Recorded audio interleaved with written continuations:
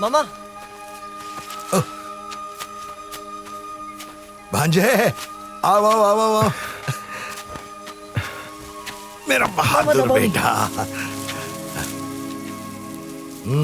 कल तक के खिलौनों से खेलता था, आज बम से खेल रहा है। बच्चा बड़ा हो गया।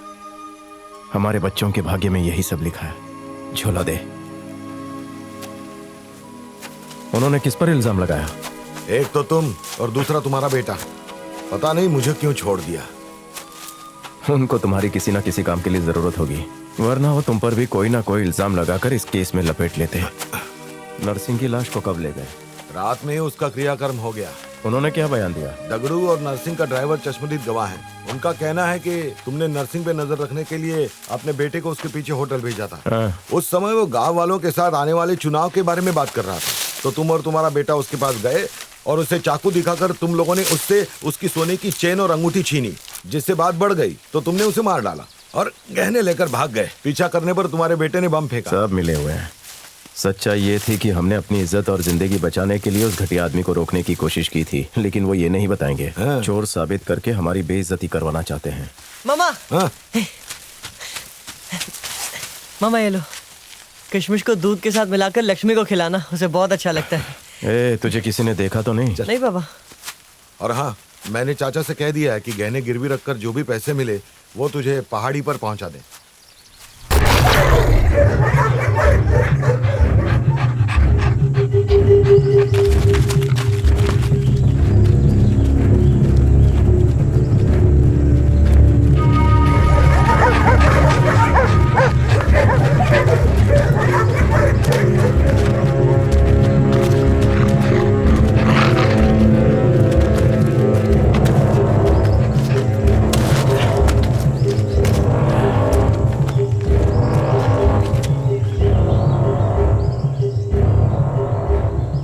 चलो माना मैंने जुर्म किया है, पुलिस मेरे पीछे पड़ी है, समझ में आता है, पर उन्होंने मेरे भैया को मारा, क्या वो जुर्म नहीं था? उसके लिए पुलिस वालों ने नरसिंह और उसके परिवार को अंदर क्यों नहीं डाला? अगर वो लोग मेरे भाई को नहीं मारते तो क्या मैं पागल दिखता हूँ जितना बड़ा कांड करूंगा? पुलिस पैसों की गुलाम है। जो भी उनके सामने पैसे फेंकेगा वो उनकी जी हुजूरी करेंगे। अरे तो हम क्यों डरते हैं? उनके मुंह पर पैसा फेंक कर छुपा छुपी बंद करते हैं ना। तू चाटा खाकर ही समझेगा क्या? गधा कहीं का। चुपचाप चल।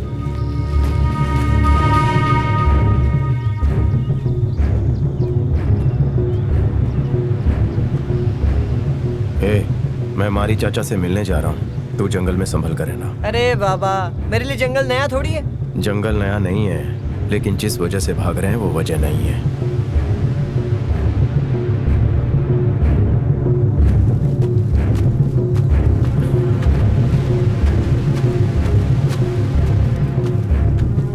चिंता, यहीं रहना, कहीं जाना नहीं। मैं थोड़ी देर में आता हूँ। खेत का मालिक मेरा दोस्त है।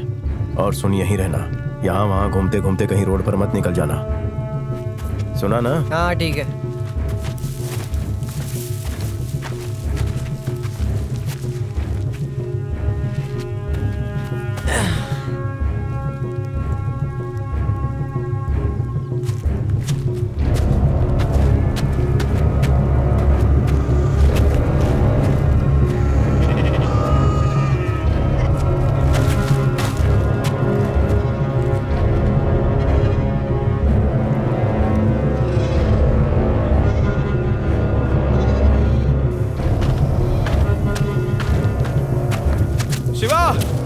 मैं तेरा कल रात से इंतजार कर रहा हूँ। कल दगड़ू जबरदस्ती मारी चाचा के घर में घुस के उनको और चाची को बहुत मारा और उनके पूरे घर को उजाड़ दिया।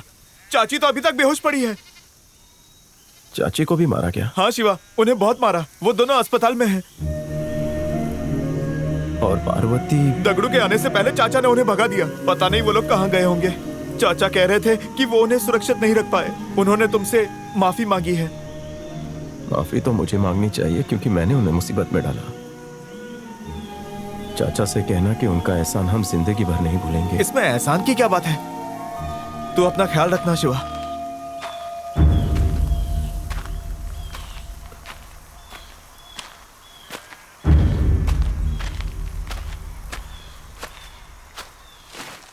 जब सब रास्ते बंद हो जाते हैं तो धैर्य भी जवाब देने लगता है।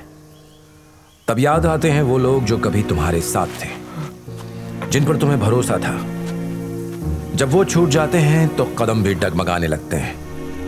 आज शिवमणि को अपने परिवार की याद सता रही है। उसके ना होने का एहसास जगा रही है कि काश अगर उसका परिवार साथ होता तो।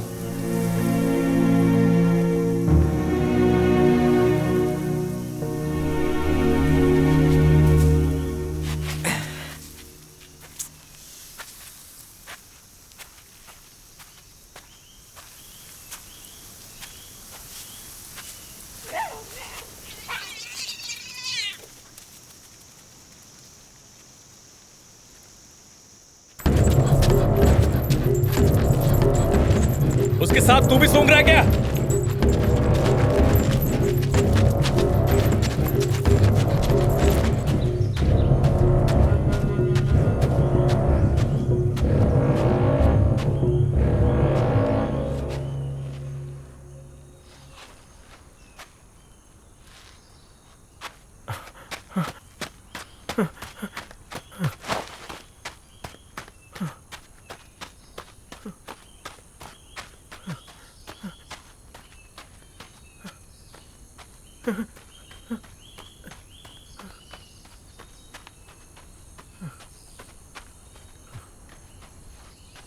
चिंता! हे!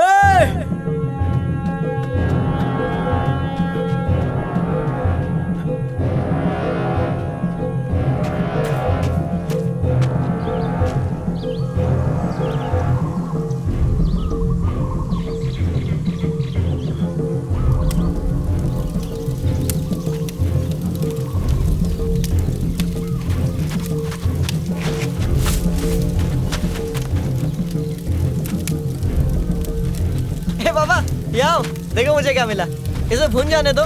नालायक! ये क्या कर रहा है तू?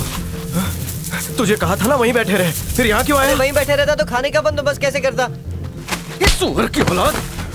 एक दिन नहीं खाता तो मर नहीं जाता। तेरी वजह से मारी चाचा का परिवार अस्पताल में है। पता नहीं तेरी माँ और बहन कहाँ कहाँ भटक रही होगी, और तुझे ऐसे वक्त में खाने की पड़ी है। देखो बाबा, अब अगर तुमने मुझ पर हाथ उठाया तो देख लेना क्या होता है। पहले भी बताया था तुमको कि मैं सबसे निपट सकता हूँ। अभी भी देर नहीं हुई है, तुम जाओ और अपना काम करो। मैंने बहुत बम बना रखे। हट! तेरा भाई भी ऐसी उल्टी सीधी बातें करता था, इसीलिए मारा गया। अगर मेरी बात सुनता तो आज जिंदा होता। भैया के बारे में कुछ नीचे रख मत उसे। अपनी सारी ताकत तो मुझे ही दिखाओ। सारे गांव वालों के पैर पड़वा कर भी नरसिंह ने क्या मेरे भाई को जिंदा छोड़ दिया? मेरा भाई कभी चुपचाप नहीं बैठता।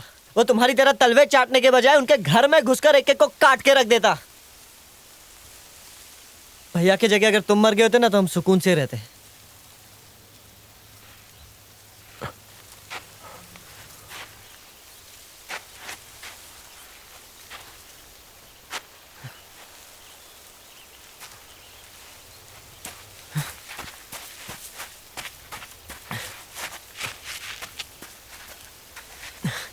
चिंता, मेरी बात तो सुन।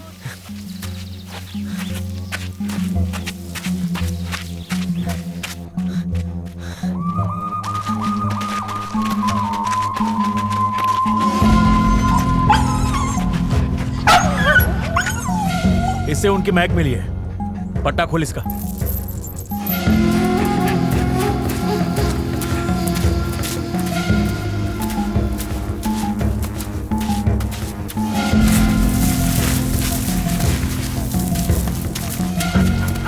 ए गोरी, तू यहाँ? तू मुझसे मिलने के लिए यहाँ पे आई? कैसी है रे तू? कितनी दुबली हो गई है? कौन लेके आया तुझे? यहाँ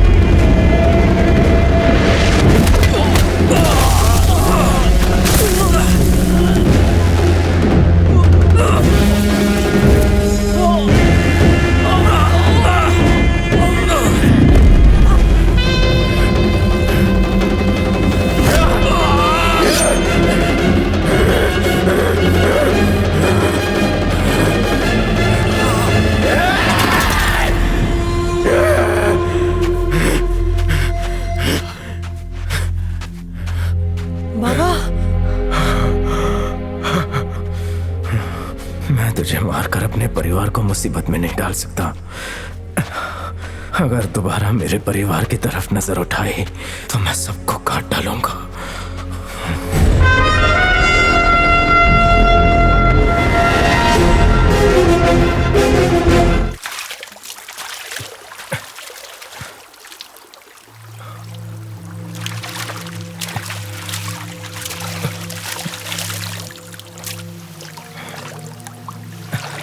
तू यही सोच रहा होगा कि तेरे भाई के कातिल को मैंने जिंदा क्यों छोड़ दिया।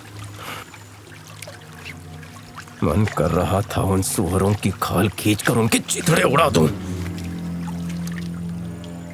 पर मेरा गुस्सा मुझसे बहुत कुछ छीन चुका है।